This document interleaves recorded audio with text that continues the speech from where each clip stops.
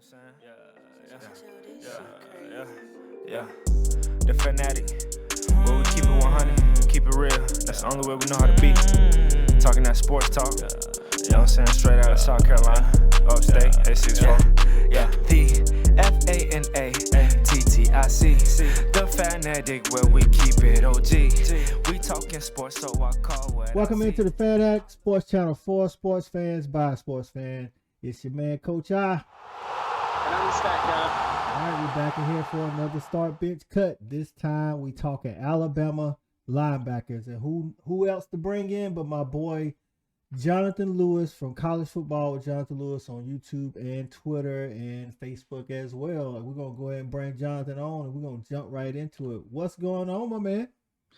Another hot day, bro, in San Antonio, and recovering from not having AC for the past almost 24 hours. So it's getting better, right? Hey, you already ready. We got you on the hot seat. You know, we good. You know, you've told me in some previous conversations this linebacker subject is a sore subject with Alabama fans. So we're gonna see if they agree with you, man. So we'll let the stat guy tell us the three linebackers, and we'll let you go into your start, bench, cut, however you want to do that. You can do cut, bench, start, whatever order, and then we'll let the stat guy see if he agrees with you, man. So.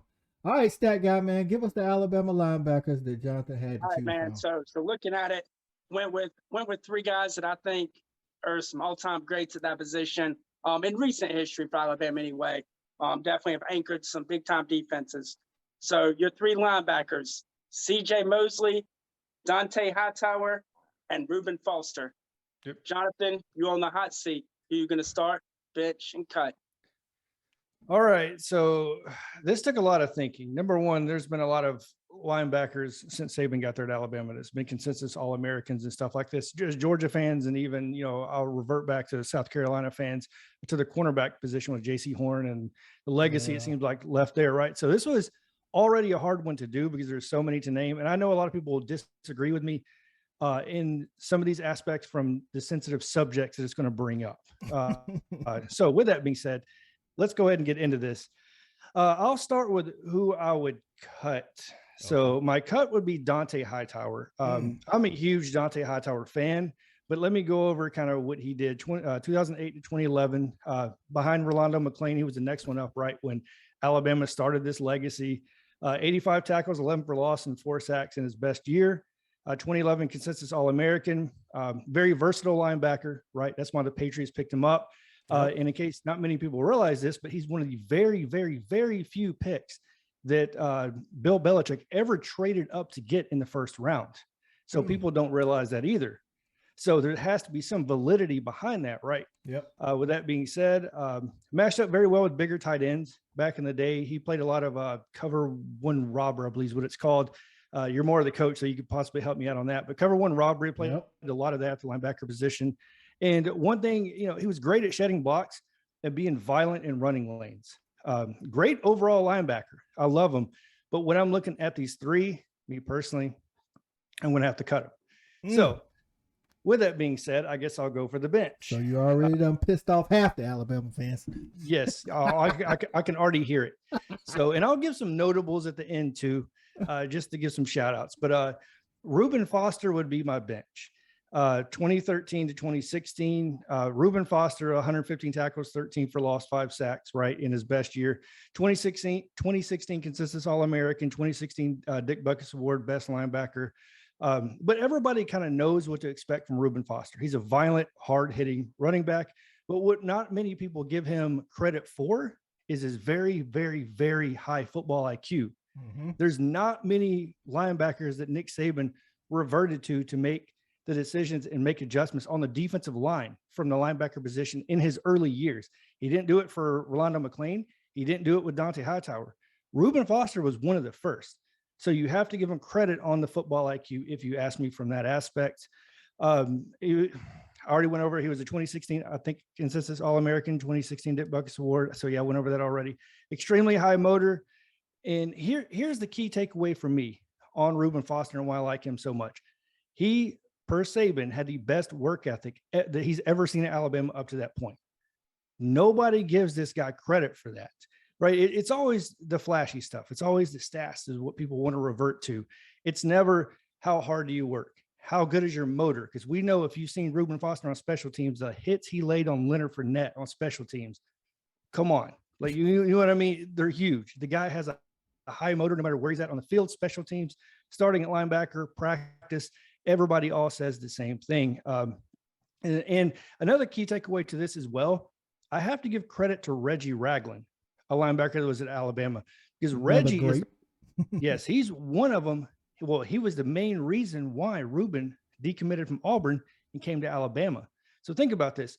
Reggie was supposed to be the next great linebacker, and he was willing to give that position up to Rueben Foster because of how good he was, how much he saw. And he went to the interview on this, talking about how he wanted to learn from Rueben Foster. That's crazy. That should tell you something right there.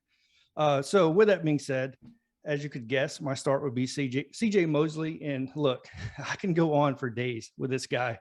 2010 to 2013, 106 tackles, 9 for loss, 5 pass deflections. 2012 and 2013 consistent All-American. 2013 Big Dick Buckus Award.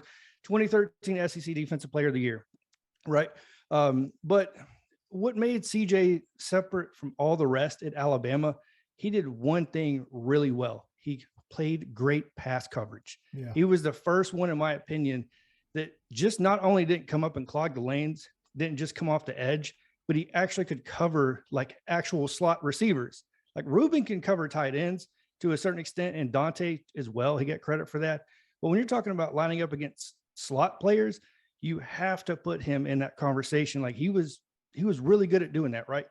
He made a name for himself also doing that in the NFL. But going down here, very good in pass coverage. Another one that had very high football IQ. Like I said, I can go on and on for this, but what separated him from the rest in this list is the leadership he had. Okay. He was the guy to call players out on the field, off the field, during practice, in the weight room. He was very vocal. You know, if the defense was messing up, if you ever watched film, if you ever watch the games or go to the games, he was the guy screaming. He was the guy making adjustments and telling people, you know, to get up, get their butts off the ground, get moving, you know, get your head out of your, you know what I mean? So I won't go too much into it, but that's pretty much, to me, what separated him from the rest was just the leadership, man, was crazy. He was like Nick Saban's assistant, attached to the hip. Compared him to A.J. McCarron, right, on the offensive side when he played quarterback, attached at the hip, understood what Saban was trying to do, not just on the field, but mentally off the field. Gotcha. So, and I think that plays a big role in it. So anyways, there you go. That was a hard enough task, man, but you did it good. I think I would have lined them up the same way. Before I let the stat guy get in here with some interesting tidbits, I will say I like the fact that you went with CJ Mosley because of something that don't show up on the stat sheet. You know what I'm saying? Like the leadership ability. People discount that, especially when you're playing middle linebacker, bro. You have to be that dog in the middle of that defense. Before stat guy comes on, I got one question. Who do you think was the best athlete of all three, though? The best athlete? Oh, I mean, Rueben Foster. That's hands down. It's not even close. It's not even. I honestly almost put Rueben as the starter. Yeah. Because, but here's a knock. And when I say people's going to get sensitive about this, they always want to bring up what happened to him in the NFL, right? Supposedly beating his girlfriend. Everybody wants to talk about that. Yeah. And we're talking about on the field, start, mentor, cut football here, right? So I'm kind of just keeping it to that. So I already know the comments are going to be loaded with that type of stuff. You can keep it for somebody else is all I'm going to say. So that's right. Yeah. I totally agree with you. I was wondering what you thought about that. Yeah, that guy, 100%. What tidbits you got for us on these linebackers, man? So he actually did hit the nail on the head for the thing I think that separated CJ from me and why he was going to be my starter. And it's what he could do in the pass coverage. He had 5 picks. He returned 3 of them for touchdowns. And from the middle linebacker position, that's unheard of. That's unheard of. Especially for because when you think of Alabama running backs, especially at that time, you talk about their ability to stop the run and just how fierce the run defense was. And so for him to have the 5 picks and 3 touchdowns, and also he anchored 2 number 1 defenses. But my question for you, Johnathan, we'll take away the 2011 team that had both Donta Hightower and CJ Mosley. CJ Mosley. That team was a cheat code, so we'll take that away. Yeah. But between 2009, 2012, and 2015, what defense are you taking? Those obviously were anchored by those 3 players. Who you taking between those three defenses? So when you talk about those defenses, there has to be, I'd love to give you a simple answer, but I'm not a simple answer guy, right? So that's why just I who like I you. am. That's why I like to have you on, Jonathan. So you look at 2009, if you love old school football, if you like a big nose tackle that's 360 pounds with Terrence Cody, Rolando McClain at linebacker, is probably one of the most undervalued linebackers and fizzled out in the NFL, obviously didn't do his thing. And then you look at, you had Marcel Darius. This squad was full of basically all Americans and NFL players, but hardly any of these guys can move laterally. Right. So that's why I say it's not so easy to answer this question. My favorite would be that team, would be the 2009, because it was just so locked down. And people want to overlook things like, and people like Javier Arenas. You know what I mean? Like Javi was like one of my favorite players. I know people don't like to talk about that. Him and Glenn Coffey at running back. I don't want to bring in offense too much into this. But you talk about this squad that was lining up on the field. It's unbelievable. I know Glenn Coffey was 2008 rolling into 2009, but man, 2009 was my favorite. But when you look at it as a whole, 2012, it can't be overlooked, right? And a lot of people want to bring up 2015 because, in my opinion, that was kind of like the end of the era, in my opinion, for Alabama defense. And I know a lot of Alabama fans don't want to stomach that, but 2015 was the last great defense. I don't care what anybody says. Lane Kiffin came in there. We adjusted how we did everything. We stopped bringing in bigger linebackers. We brought in more hybrid, more athletic linebackers, smaller edge rushers. Like, Tim Williams was outstanding at what he did, but he was not like the older generation. Like, these guys would have never even been considered to put on an Alabama uniform.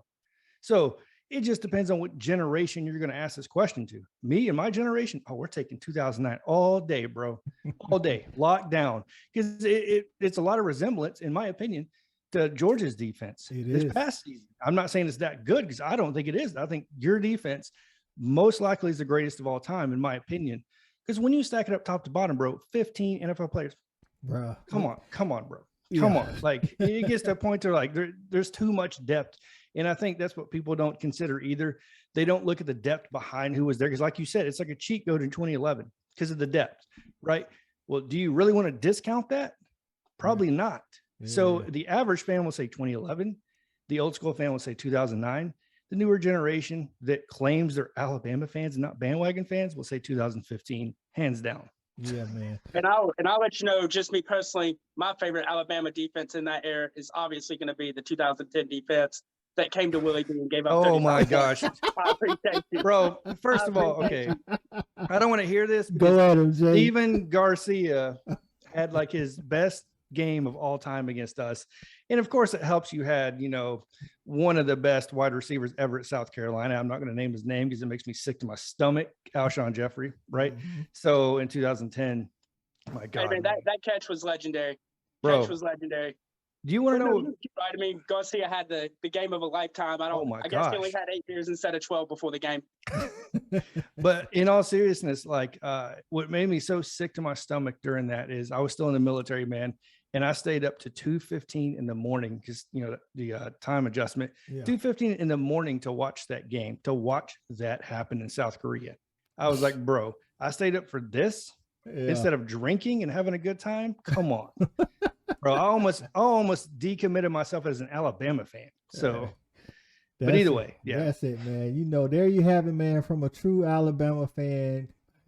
Alabama historian, some might say, Jonathan, man, college football with Jonathan. Tell them how they can find you, Jonathan. YouTube, college football with Johnathan Lewis, on Twitter at college FB Lewis. Pretty much if you guys ever want to talk, I'm down to talk anytime. And I love debating. So we all know that. There it is, man. And I think you mentioned the defense being like the 2021 Georgia defense. I think the only difference is, I think, like you had mentioned, laterally, our D line could move better. Laterally, of course. You know what I'm saying? I think that's what separated us, because the linebackers, we had good linebackers, but y'all had good linebackers. But as we saw Jordan Davis running people down from behind at 340 pounds and things of that nature. So I appreciate you coming on, Jonathan, giving it to us. Alabama fans out there, if you disagree with Jonathan, which we know you got some of them out there that do, Let us know in the comments who you would start benching, cut, and why you would do so. But Stack guys, Johnathan, Coach Ivan, come rock with me. We got it jumping like it's that valley. I call my dogs out the pound, let's go eat. Turn on the fanatic, let's have a debate. Who really hold down the Southeast from state to state? What team hungry gonna eat everything up off they plate?